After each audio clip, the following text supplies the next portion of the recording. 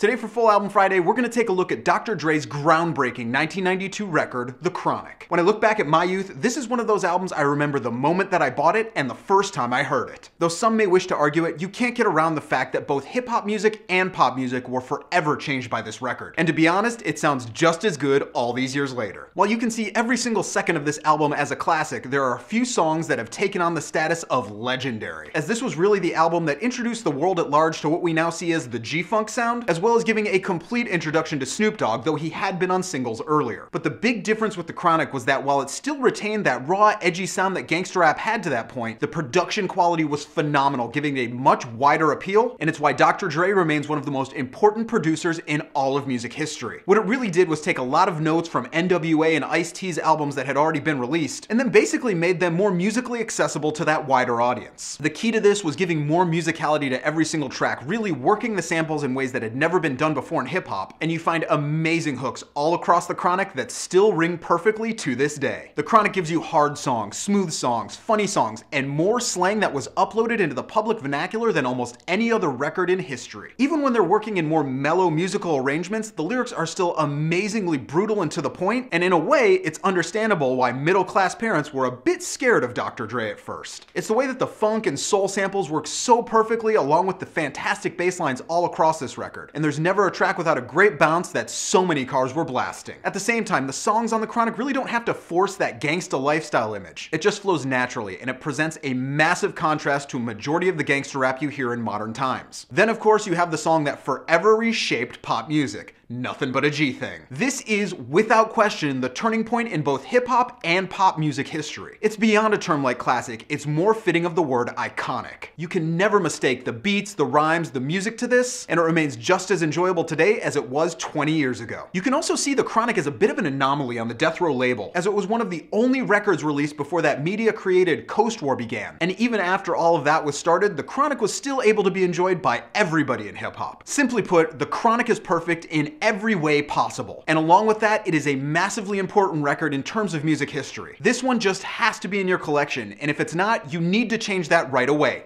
Thank me later.